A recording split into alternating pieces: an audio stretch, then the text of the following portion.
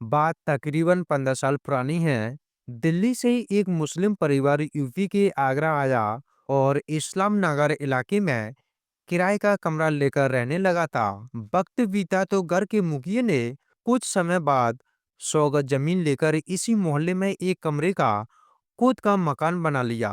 मोहल्ले के लोग इन्हें दिल्ली वाला परिवार कहकर बुलाते थे। लेकिन परिवार में बहुत सारी बातें अजीब थीं।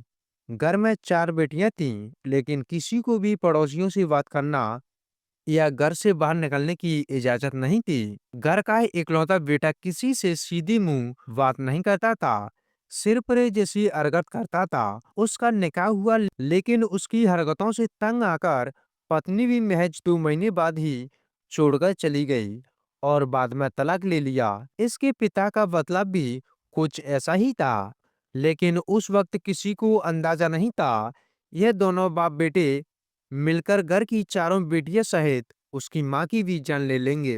वो 1 जनवरी की सुबह लगभग 6:30 बजे का वक्त था, जब अरशद नाम का एक युवक पुलिस चौकी पहुंचा और एक सनसनीखेज खुलासा करता है। चौकी में मौजूद पुलिसकर्मी से वह बताता है कि उसने अपनी मां और 4 बहनों की जान ले ली। साथ ही यह भी बताता है कि पांचों की लाशें चारबाग इलाके में होटल सरंजीत के कमरा नंबर 109 में पड़ी हैं। पुलिस वालों की टीम तुरंत बताए गए होटल पहुंचती है और जब कमरे का दरवाजा खोला जाता है तो अंदर का मंजर देखकर पुलिस भी हैरान रह जाती है। कमरे में बेड पर 4 लड़कियां और एक महिला की लाश पड़ी थी।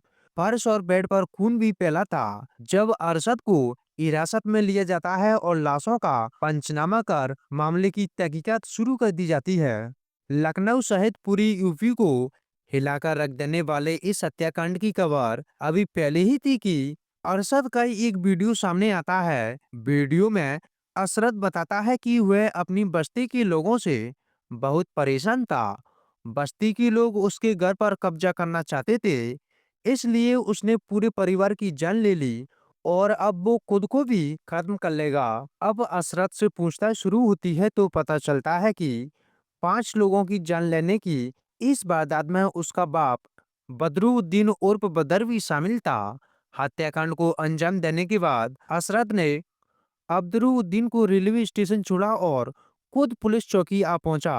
अब पुलिस बदरुद्दीन की तलाश में जुट जाती है। वहीं वक्त बीतने के साथ ही पुलिस के लिए यह केस एक पहेली जैसा लगने लगा था और कुछ सवाल उभरकर सामने आते हैं। पहला सवाल यही था कि अशरद ने अपने बाप के साथ मिलकर पूरे परिवार को खत्म कर दिया, लेकिन खुद को जिंदा रहा। वीडियो में उसने कहा था कि वह बस्ती वालों से परेशान है, इसलिए अपने परिवार की जान ले ली और जब तक पुलिस को वीडियो मिलेगा वह खुद को खत्म कर चुका होगा। लेकिन वो चौकी पहुंचकर पूरी वारदात का खुलासा कर देता है। आखिर अशरद ने किस मकसद के लिए ये 5 कत्ल किए?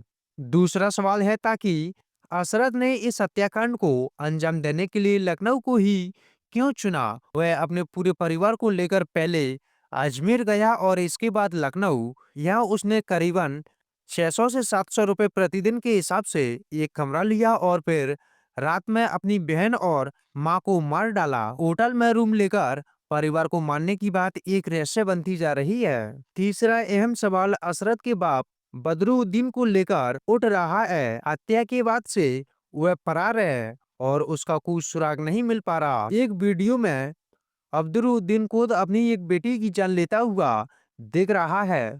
सवाल उठता है कि इस हत्याकांड की पूरी प्लानिंग उसी ने बनाई थी। अगर पुलिस के सामने सरेंडर करना ही था तो दोनों ने क्यों नहीं किया? परिवार की जान लेने से पहले अशरद ने अपनी मां और बड़ी बहन को शराब पिलाई। इस वजह से दोनों को उल्टी भी हुई। सवाल यही है कि क्या उन दोनों को उस वक्त कुछ भी अजीब नहीं लगा कि अशरद क्यों उन्हें शराब पिलाना चाहता है? जिस तरह से 31 दिसंबर की रात जश्न की शोर में हत्याकांड को अंजाम दिया गया, क्या उसकी प्लानिंग दोनों बाप बेटों ने पहले से कर रखी थी? पांचवा सवाल है कि अगर सब कुछ अशरद और बदरुद्दीन ने पहले से ही प्लान कर रखा था, तो वह दोनों परिवार को लेकर अजमेर क्यों गए? अजमेर में भी बदरुद्दीन ने वीडियो बनाकर जारी किया था। कुछ वैसे ही आरोप लगाए थे जैसे अशरद ने अपने वीडियो में लगाए। लखनऊ क्विज की कहानी इन्हीं सवालों के बीच उलझी है और शायद बदरुद्दीन की गिरफ्तारी और उससे पूछताछ के बाद ही इन सवालों के जवाब मिल पाएंगे।